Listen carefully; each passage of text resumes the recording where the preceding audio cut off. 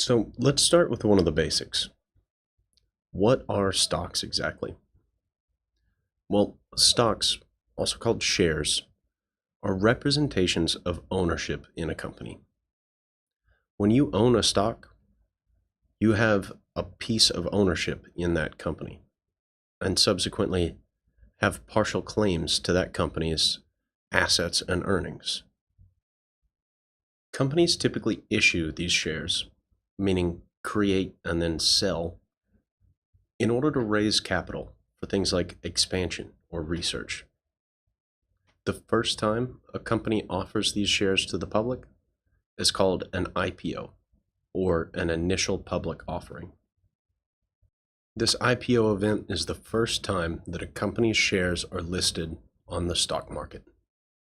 The stock market is a public marketplace where stocks are bought and sold, and the price of each given stock is determined largely through the supply and demand of the stock market. And the demand side of the equation, or how badly investors want to buy a particular stock, is largely based off of the expected future performance of that underlying company. And these expectations can fluctuate constantly based on all kinds of factors.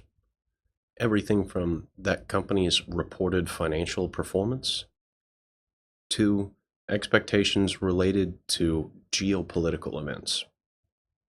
So, as both new information arises and collective emotions fluctuate, these prices will fluctuate as well. So, as we've talked about what stocks are, we've described them as a form of investment. And that understandably begs the question of what an investment is.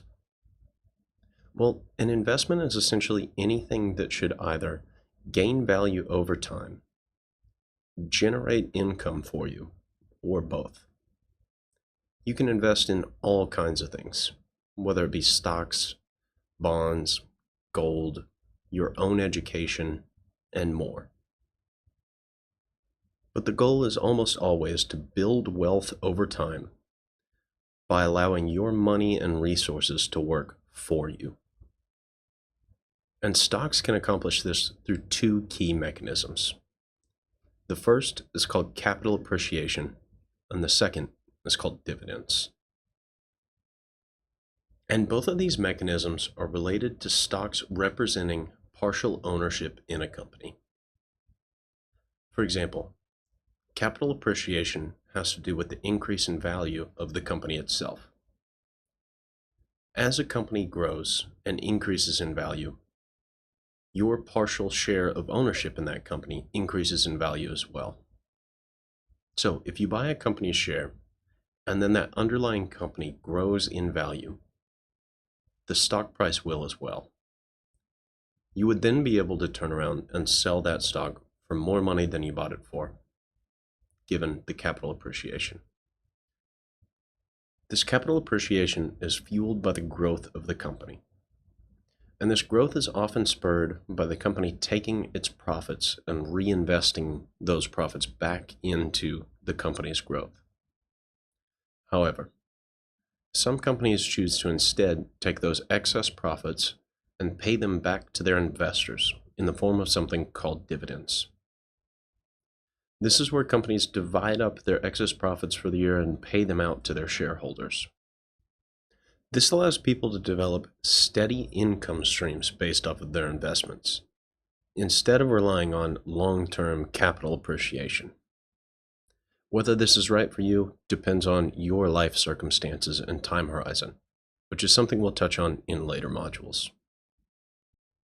Now, this increase in value that stocks experience is what separates investing from saving.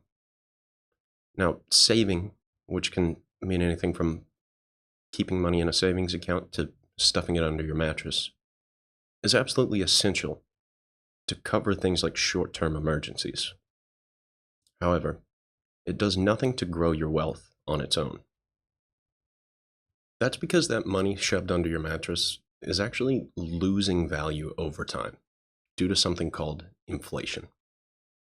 Inflation is the rise in prices across an entire economy over time, meaning that money you have squirreled away will be able to buy less and less stuff as time goes on.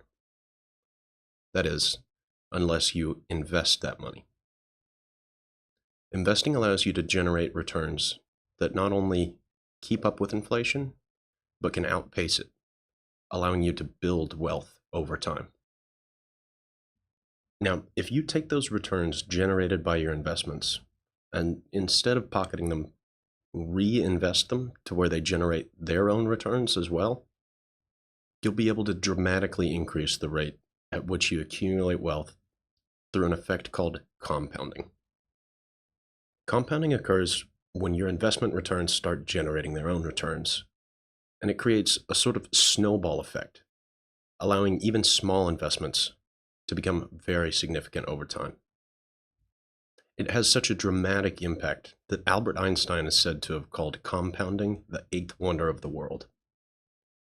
A classic example is one called the magic penny. Imagine you're given a penny that doubles in value every day. And instead of taking that extra penny and pocketing it, you reinvest it so it doubles again. So on day 1, you have your magic penny. On day 2, just 2 cents. But because you reinvested that magic penny, on day 3, you have 4 cents. By day 10, you have $5.12. Nothing incredible, but not bad considering you started with a penny. But by day 20, that penny has already become over $5,000. And by continually reinvesting all of those returns, by day 30, that penny has snowballed into more than $5 million.